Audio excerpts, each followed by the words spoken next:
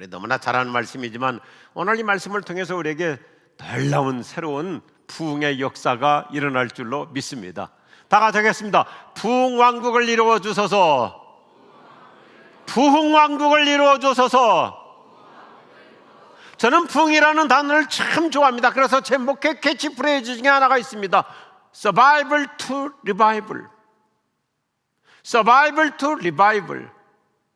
생존을 뛰어넘어서 부흥으로 살아가자는 것입니다. 겨우겨우 그냥 근근히 살아가는 생존이 아니라 리바이벌, 힘차게 살아가는 거예요. 날마다 일어나는 거예요. 날마다 새 힘을 얻는 거예요. 날마다 새 기운을 가지고 살아가는 거예요. 서바이벌, 겨우 오늘 하루도 겨우 살았다가 아니라 날마다 아침만 되면 주님이 주시는 새 활력으로, 성령의 새 기운으로, 하나님이 주시는 뜨거운 열정으로 새로운 의욕을 가지고 힘차게 내 인생은 끊임없이 하루하루가 리바이벌의 현상이 될 수 있기를 축복합니다. 성경은 시종일관 부흥왕국을 파노라마로 보여줍니다. 구약시대부터 신약시대에 이르기까지 부흥 현장에는 언제나 축복의 부흥을 가져와요. 지난 2000년 역사 속에서도 교회가 부흥하는 시대마다 하늘이 열리고 땅이 풀리는 놀라운 역사가 일어나는 것을 성경은 생생히 보여주고 기독교 역사가, 한국 교회가 특별히 생생히 보여줍니다. 어느 나라든지 똑같아요.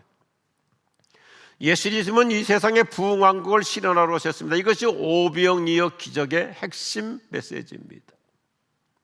오병이어의 기적은 하나님 나라의 부요함을 보여주는 예수님의 놀라운 메시지. 예수님은 하나님 나라가 어떤 나라인가를 큰 그림으로 보여줘.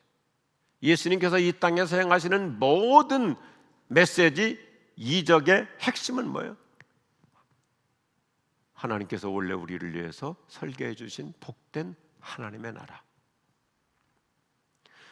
그래서 2000년 전 예수님은 이스라엘의 빈 들판에서 장정만 5,000명, 그러면 기본적으로 10,000명, 15,000명, 20,000명의 사람들이 다 배불리 먹고도 남는 풍성한 하나님 나라를 그림으로 보여주시는 거예요.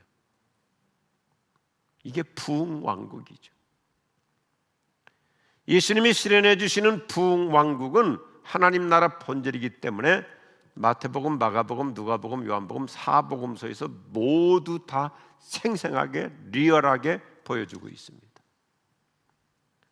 저는 이 시대야말로 특별히 요즘 같은 이러한 경제적인 혼란의 와중이야말로 우리 하나님께서 우리 예수 믿는 자들에게 부흥왕국의 은총을 이루어 주시기를 축복합니다.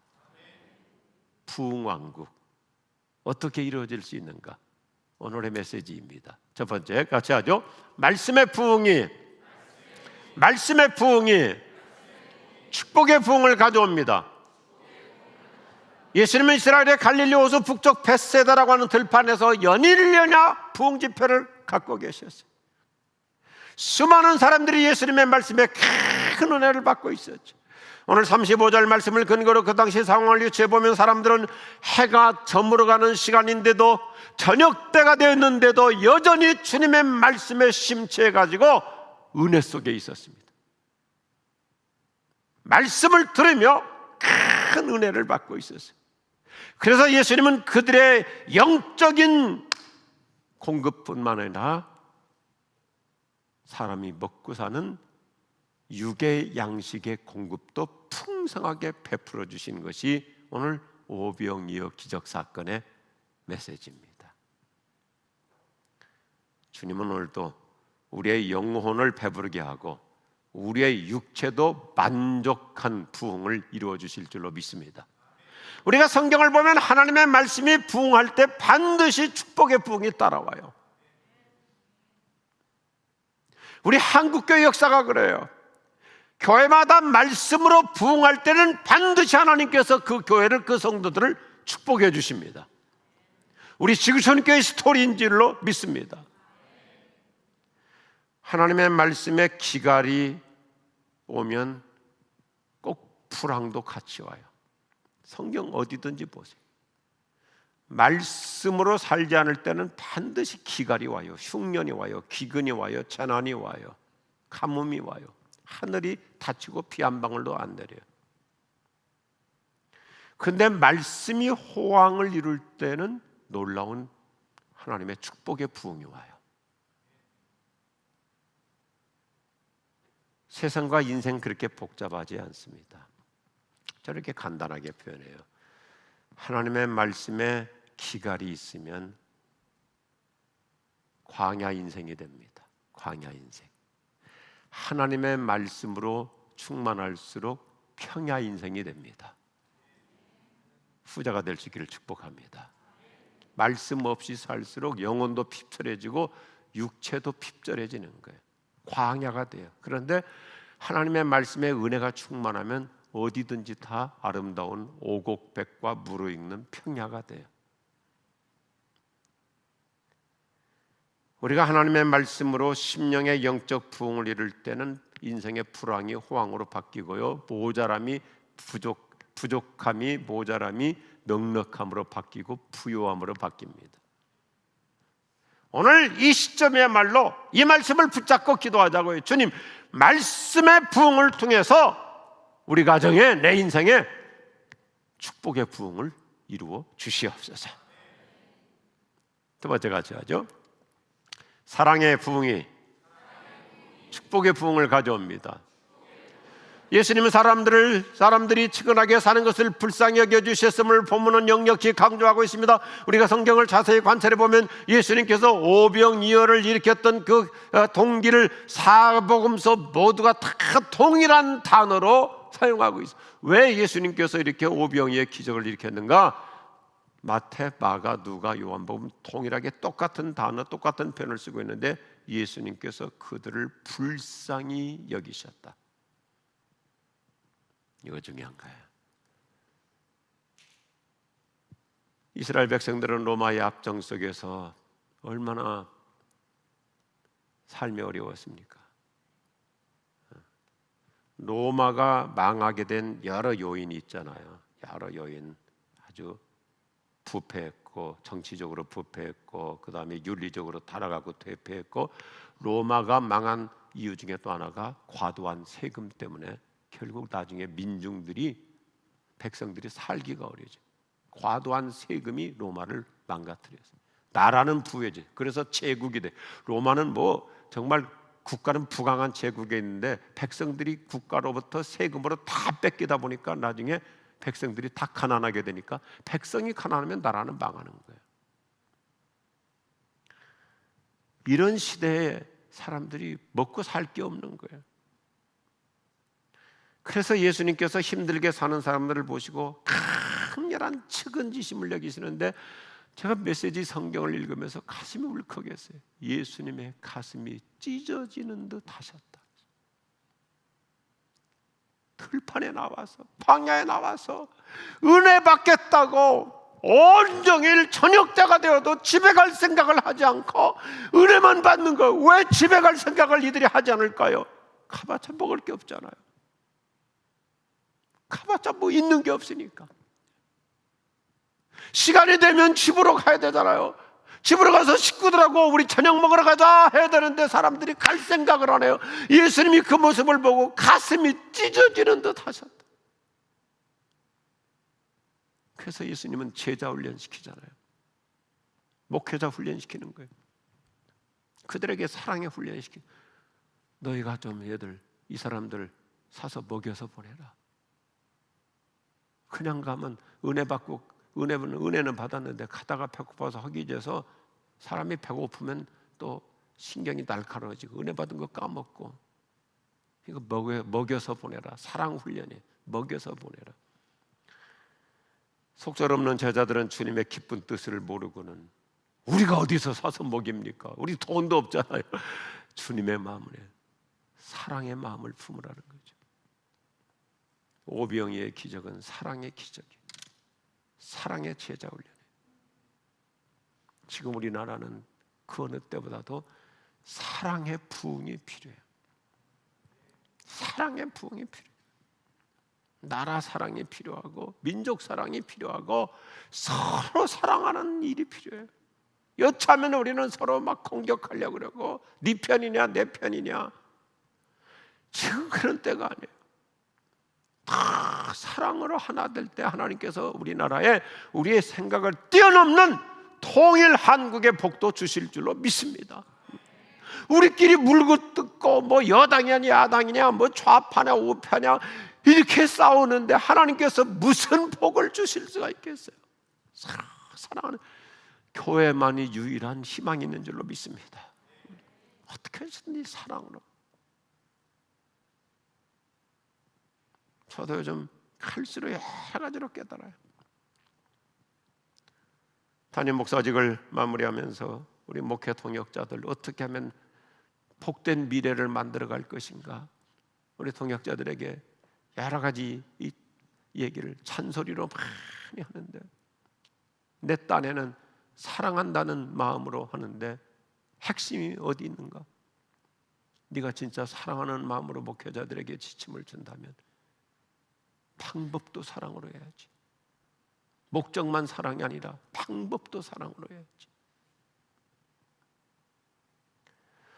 1895년 명성 황후가 시해되던 날 저녁, 두려움과 공포에 쌓였던 고종 황제가 뭐 일본 사람들이 언제 와서 자객들을 보내가지고 죽일지 모르니까 그 자기 부인이 죽었잖아요. 좀 시해됐잖아요.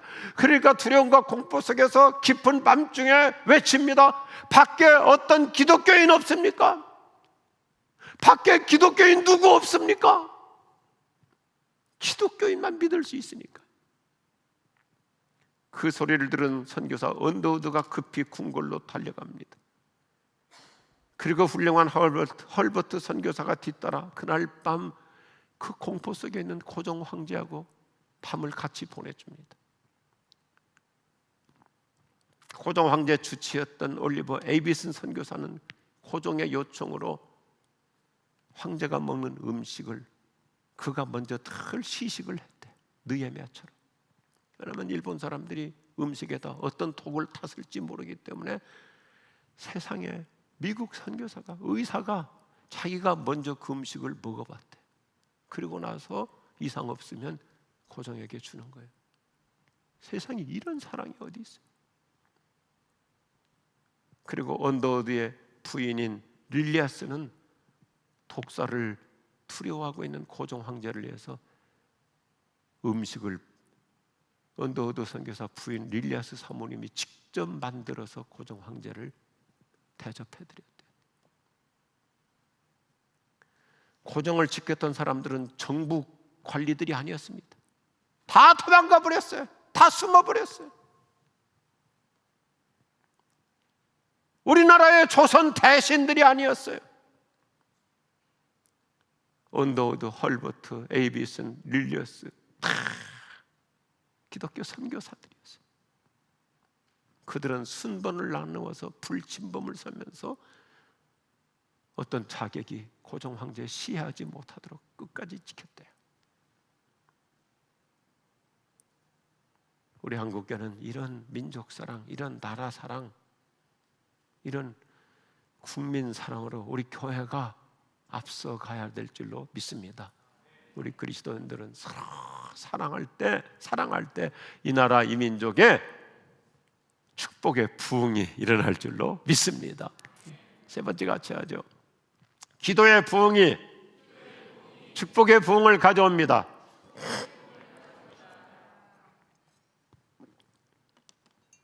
예수님은 아무것도 없는 광야 빈 들판에서 어린아이의 도시락 하나를 가지고 하늘을 우러러 성대한 감사의 기도를 드려요.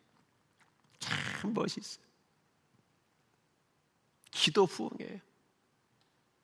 이것도 도시락이라고, 이것도 뭘 기적의 도구라고 가져왔냐, 그러지 않잖아요. 예수님은 성경은 여러 가지로 강조해요. 어린아이의 도시락, 작은 도시락, 어른의 도시락이 아닌 아이의 도시락, 그리고 초라한 도시락, 떡 5개, 물고기 2마리. 우리말은 아주 거창하게 번역했어요. 그냥 보리개떡. 우리 어렸을 때 시골에서 많이 먹어봤잖아요. 그냥 논에 나가가지고 그냥 개풀 뜯다가 밀가루 보리가루 섞어서 반죽해가지고 그거 5개. 그 다음에 물고기 2마리. 아유, 뭐 붕어찜 그런 거 아니고요. 이 단어는 무슨 단어냐면 어부들이 고기 잡고 좋은 건 다 골라서 그릇에 담고 밖에다 버리는 그 하찮은 것들. 이 단어가 하찮은 물고기라는 뜻. 하찮은 거. 그거 주워다가 막 그냥 소금으로 절여가지고 그 2개면 도시락 하나 충분해요. 하도 짜니까. 다 어렸을 때 기억날 거예요. 우리 동네는 평야지대라서 먹고 사는 거 지장이 없었는데 그 우리 반대쪽 동네는 참 가난했어요. 그 강가, 금강이라고 하는 강가, 걔들 도시락 싸오는 거 반찬 보면요, 짜가지고 반찬 한 조각만 씹어도 밥 한 그릇 다 먹어야 돼. 그 얘기예요 지금. 주님은 이런 것을 가지고도 하나님을 향하여 2손 들고 기도할 때 기적이 일어난 거예요. 지금 가진 것으로도 주님은 상대한 기도를 드린 거예요. 예수님께서 2손을 우러러 기도하셨다는 것은 그냥 시각적 단어가 아니고 구약시대 제사장이 하나님께 제물을 드릴 때, 우리가 레위기 보면 자세히 나오잖아요. 구약시대 제사장이 하나님께 제물을 드릴 때 2손 다 한쪽 들어가지고 올려드릴 때 쓰는 단어예요. 오늘 이 아침 여러분 참 이 새벽 잘 깨우셨습니다. 주의 존전에 잘 나오셨습니다. 내 작은 거 가지고도 하나님 앞에 2손 들고 기도할 때 축복의 부흥이 일어날 줄로 믿으시면 아멘 하십시오. 그 말씀이에요. 하나님께 최대한의 경배와 찬양과 감사로 기도할 때 하나님은 놀라운 축복의 부흥을 가져다 주십니다. 우리가 성경의 여러 내용을 보면 기도 부흥이 축복의 부흥을 가져오는 거 역사 이래로 얼마나 많이 보여집니까? 한국교회의 강점이 어디 있습니까? 한국교회의 강점은 새벽기도예요. 옛날에 미국의 한 학자가 참 멋있게 표현했어요. 캐나다는 새벽마다 아름다운 새 노랫소리가 들리고 일본은 새벽마다 공장 돌리는 기계 소리가 들린다면 대한민국은 새벽마다 하나님을 향하여 부르짖는 기도 소리가 부흥한국을 가져왔다. 할렐루야. 새벽마다 부르짖는 성도들의 그 기도 소리가 대한민국을 번영 국가로 만들어 준 것입니다. 오늘 이 아침도 기도하는 우리에게 하나님께서 치유의 은총, 놀라운 축복의 부흥 가져다 주실 줄로 믿습니다. 우리는 주의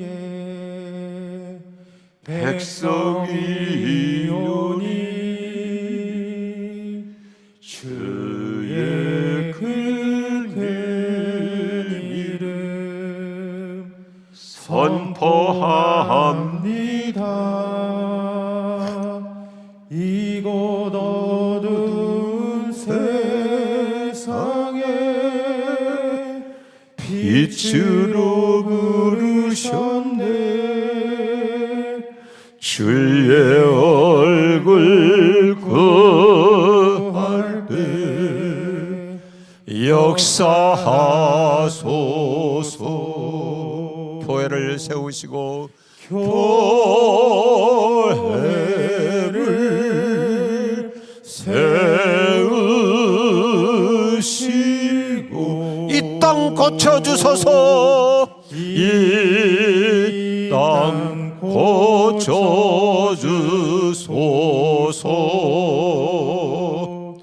주님 나라 임하시고 주 뜻 이루어지이다.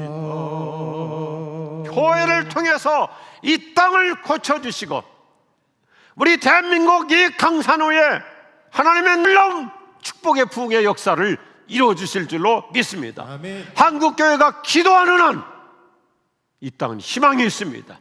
새로운 부흥의 미래가 펼쳐질 줄로 믿으시면 아멘 하십시다. 예수님이 가져다 주시는 능력치요, 말씀의 부흥이 축복의 부흥을 가져, 사랑의 부흥이 축복의 부흥을 가져, 기도의 부흥이 축복의 부흥을 가져와요. 네 번째 같이 하죠. 헌신의 부흥이 축복의 부흥을 가져옵니다. 예수님의 능력 칭의의 역사는 어린아이의 순박한 헌신이에요. 어린아이의 순박한 헌신. 자신의 모든 것을 예수님께 몽땅 가져왔어요.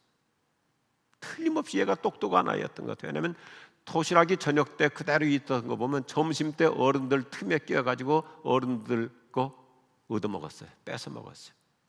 가난하니까 이건 꼽을 쳤다가 집에 가서 먹어야지 그랬던 것 같아요. 그렇게 똑똑한 아이인데 예수님께 몽땅 다 가져왔어요. 그랬더니 얼마나 놀라운 대칭적 특징을 보여줍니까? 혼자 먹기도 부족한, 혼자 먹어도 배고픈 이 도시락 가지고 장정만, 웬만큼 먹어도 배부르지 않은 장정만 5,000명이 먹고도 남는 축복의 부흥이 일어납니다. 오늘 42절 말씀이 뭐예요? 따라합시다. 그들은 모두 배불리 먹었다. 이 헬라어를 보면요, 참 역동적인 단어를 써요. 배불리 먹었다 정도가 아니라 배가 터지게 먹었다는 뜻이에요. 들판에서 먹을 것도 없는, 아무것도 없는 곳에서. 제자들도 예수님께 솔직히 말씀드렸잖아요. 먹을 게 없습니다. 식당도 없습니다. 우리 돈도 없습니다. 모두가 다 없다고 그러는데 얼마나 주님이 은혜를 주시냐면 하나님의 나라는 이렇게 넘치는 나라. 아멘 하십시다. 하나님의 은혜는 넘치는 왕국이에요. 다 배가 터질 만큼 먹었다. 장정들, 그럼 뭐 식구들 다 같이 먹는 거죠. 거기서 끝나지 않아요. 성경은 참 멋있잖아요. 사복음서 모두 똑같이 강조하는데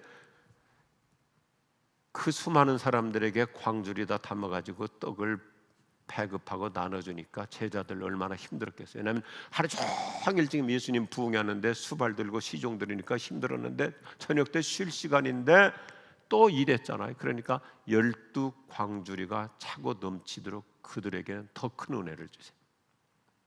12광주리. 우리말로 참 멋있게 번역하잖아요. 12광주리. 이 광주리는 어느 정도냐면 3, 4일분 식량을 담을 수 있대요. 3일에서 4일분.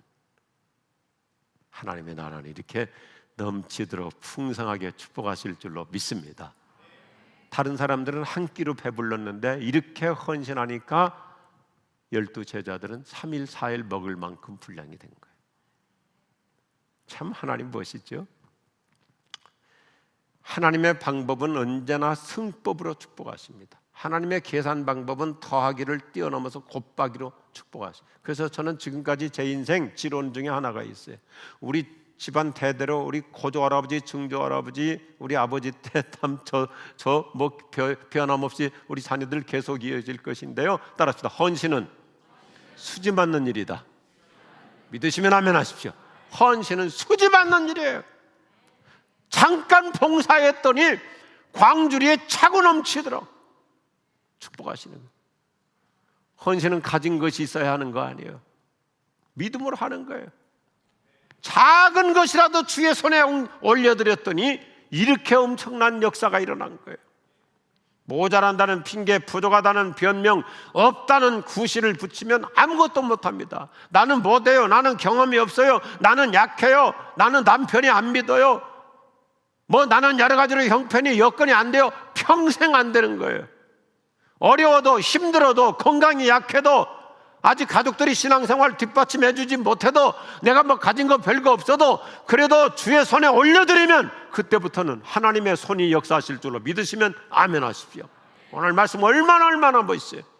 하나님이 하실 수 있는 것을 인간의 계산으로 제한시키지 말아야 됩니다. 무엇이든지 주의 손에 맡기시기를 바랍니다. 제가 너무 문장이 좋아서 그대로 소개해요. 우리가 하나님께 아무것도 드리지 않는다면 하나님은 아무것도 역사하지 않습니다. 그러나 하나님은 우리가 헌신하는 작은 것을 가지고도 큰 일을 이루어 주세요. 영어 문장이 좋아서 좀 소개하는 거예요. If you offer nothing to가 하나님께 아무것도 안 드리면 그분께서도 nothing to에서 아무것도 역사하지 않으세요.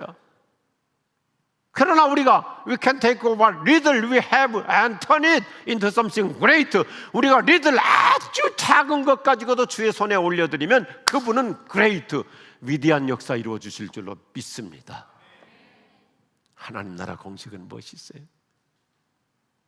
이 어린아이가 자기 도시락 예수님께 맡겨드리지 않았으면 혼자 먹고 끝났을 거예요. 혼자 먹고 끝났어요. 그런데 그 작은 초라한 도시락 주의 손에 올려드렸더니 10,000명, 15,000명, 20,000명 먹고도 남는 역사. 오늘 나의 작은 헌신 통해서 하나님의 나라에 큰 역사가 일어날 줄로 믿습니다. 이게 오병이에요. 쥐락개들이 듣는 기적이 있기가 아니에요. 비록 내가 가진 재능 초라해요. 뭐 남들보다 내가 노래를 잘해서 경배와 찬양팀에 서는 거 아니에요. 내가 비록 다른 사람보다 음악성이 좀 부족해도 서기만 하면 하나님께서는 성령의 기름을 부어주실 줄로 믿습니다. 그렇다고 경찬팀이 음악성이 없다는 뜻은 아니에요. 뭐든지 그런 거예요. 내가 뭐 기도를 잘해서 중보기도실에 들어가는 거 아니에요. 그냥 할 줄 모르지만 주여 주여 긍휼의 가슴만 가지고 들어가도 치유의 역사가 일어날 줄로 믿습니다. 뭐 내가 말을 잘해서 애들 교회학교 교사하는 거 아니에요. 그냥 아이들 뒷바라지하는 섬김의 마음을 가지고 하면 하나님이 놀랍게 부흥시켜 주시는 거예요. 제가 아주 좋아하는 이야기예요. 데이비드 리빙스턴, 아프리카에서 사역했던 가장 위대한 선교사 중에 한 분이죠. 그가 이제 아프리카 대륙의 원주민들에게 복음을 전하는 어느 날 하늘의 음성이 들려와요. 변들이서만 하지 말라. 하늘의 음성이 들려와요. 저 아프리카 내륙 안에는 복음을 한 번도 들어오지 못한 사람들이 수두룩하다. 그러니 이제는 복음 들고 이 변방에서 그 아프리카 지중해 연안 얼마나 좋아요. 바닷가 딱 끼고 있고. 서양 사람들 선교사들이 대부분 다 그렇게 선교했잖아요. 중국도 그랬잖아요. 상하이를 중심으로 다 바닷가에서 선교할 때 하나님께서 허드슨 테일러에게 내륙으로 들어가라. 아프리카에서도 리빙스턴에게 변방에 있지 말고 안으로 들어가라. 그것도 식인종들이 가장 토인들이 많았던 콩고를 거쳐서 들어가라. 주의 음성이 들린 거예요. 콩고를 거쳐서 들어가라. 얼마나 끔찍해요. 그래서 이제 주의 뜻이니까, 주님의 음성이니까 내륙 마을로 들어가는데, 어디든지 그렇죠. 아프리카 옛날 원주민들 그 마을로 들어가려면 추장의 허락을 받아야 되는 거예요. 마을 입구에 서가지고 마을 사람들이 나오고 추장의 허락을 받아야 되는데, 만일에 추장의 허락을 못 받으면 못 들어가는 게 아니라 그 자리에서 죽입니다.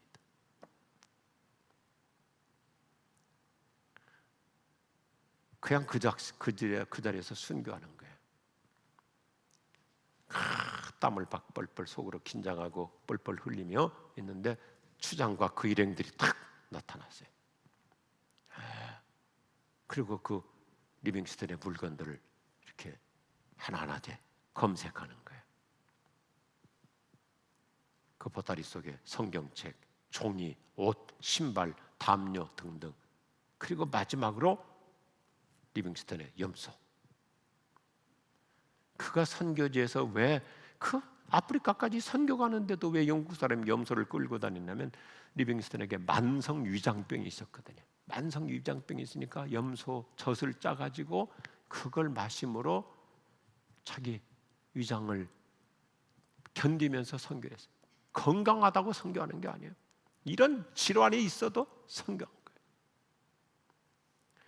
리빙스턴을 수색하던 추장, 막 추장 그냥 그 책에 그대로 생생해. 그 상아 이빨을 걸고 금을 장식하고, 그리고 그 추장들 막 옛날 그 무당 같은 비슷한 그런 옷을 입고, 그리고 부하들이 막 옆에 그냥 창과 칼을 들고 서 있고, 추장이 이제 그 부하가 리빙스턴 물품을 다 하나하나 이렇게 퍼뜨리는데 추장이 딱 물끄러미 살피고 있는 거예요. 그러니까 리빙스턴은 하나님께 이렇게 애절하게 기도해요. 하나님, 다른 것은 몰라도 염소만큼은 가져가지 말게 하옵소서. 제가 살아가는데 염소가 얼마나 필요한지 하나님께서 저보다 더 잘 아시잖아요. 하나님, 저 추장의 눈을 가리셔가지고 종이도 가져가고 책도 가져가고 다른 건 다 가져가도 좋지만 염소만큼은 추장의 눈을 가려서 가져가지 않게 하옵소서. 근데 하나님은 항상 우리가 그런 기도 드리면 심술구 주세요. 다른 건 다 놔두고 추장이 염소만 끌고 가요. 세상에 리빙스턴의 기도를 그렇게 안 들어주실 수가 있나? 탁 추장이 염소만 손가락으로 탁 지적하니까 그 부하가 염소만 탁 채가지고 가져가는 거예요. 리빙스턴의 기록입니다. 멍한 채 그대로 서 있었다. 마치 갑작스럽게 삶이 멈추어 선 것처럼 느껴졌다. 그의 신경이 너무너무 허탈했어요. 잠시 후에 염소를 가져가더니 추장이 부활을 시켜가지고 나무 막대기 하나 갖다 주는 거예요. 염소 가져간 선물로. 리빙스턴은 이 막대기가 이게 뭐야, 이게 날 조롱하는 거야. 내 생명을 유지하는 염소는 가져가 버리고 쓸모없는 막대기를 나한테 주다니. 그러자 그 토인이 리빙스턴에게 기가 막힌 얘기를 해요. 그것은 단순한 막대기가 아닙니다. 그것은 추장의 홀입니다. 그것을 가지고 있으면 당신은 이 지역 아프리카 내륙 어느 마을이든지 종횡무진 그냥 다닐 수 있습니다. 이 추장이 주는 홀 막대기는 모든 지역을 그냥 들어갈 수 있는 통행증에 해당하는 상징이 있습니다. 리빙스턴은 그제서야 하나님께서 이렇게 역사하시는구나 깨달았어요. 뭐야?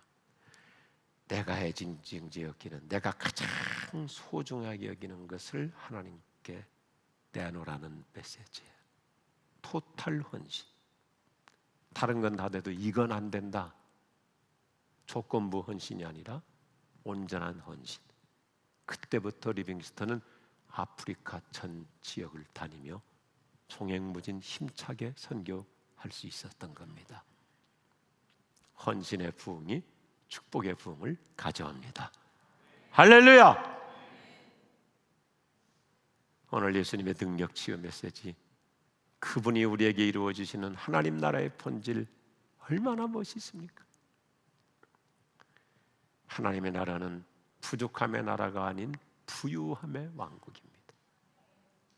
말씀으로 부흥할 때 축복의 부흥이 찾아옵니다. 사랑으로 부흥할 때 하나님께서는 놀라운 치유의 기적을 일으켜 주십니다. 기도 부흥이 있는 그 자리에 하나님은 기적의 부흥을 일으켜 주십니다. 헌신으로 부흥할 때 하나님께서는 우리에게 응답의 역사, 마치 리빙스턴이 추장의 홀을 가지고 가면 어디 가든지 패스하는 것처럼 하나님께서 여러분 내 인생 놀라운 축복의 패스를 이루어 주실 줄로 믿습니다. 오늘 이 말씀 붙잡고 기도하십시다. 그래서 저는 외치는 거예요. 한 번 더 이 문장을 보십시오. Survival to revival. 겨우겨우 근근히 살아가는 자가 아니라 날마다 부흥의식으로 일어나는 거예요. 저도 그렇게 살고 있고요. 벌써 제가 암 진단받고 암 치료받은 지 이제 서서히 2년이 다가가는데 요즘 다 이렇게 좀 다급하게 기도. 하나님! 이제는 치료도 졸업시켜 주옵소서. 병원도 졸업시켜 주시고 서바이벌로 살 것이 아니라 리바이벌로 다시 하나님이 주신 그동안의 그 치료의 힘을 가지고 저력을 가지고 하나님의 능력을 가지고 또 다른 인생, 미션 인생 역동적으로 살아가게 하여 주옵소서. 부흥 현장을 만들어가게 하여 주옵소서. 요즘 우리 목회자들 모였다면 얘기가 이 얘기예요. 코로나 핑계 삼아가지고, 코로나 빌미 삼아가지고, 코로나 때문에 겨우겨우 근근히 그냥 서바이벌, 그냥 오늘 하루도 그냥 지났다, 이번 주도 그냥 지났다, 우리가 이렇게 목회할 것이 아니라 부흥을 일으키자 이거예요. 말씀으로 부흥을 일으키고, 기도로 부흥을 일으키고, 정말 성도들을 뜨거운 사랑으로 부흥을 일으키고, 내 자신을 토탈 헌신해서 부흥을 일으킬 때 하나님의 나라의 놀라운 축복의 부흥 찾아올 줄로 믿습니다. 할렐루야. 우리 찬양하십시다.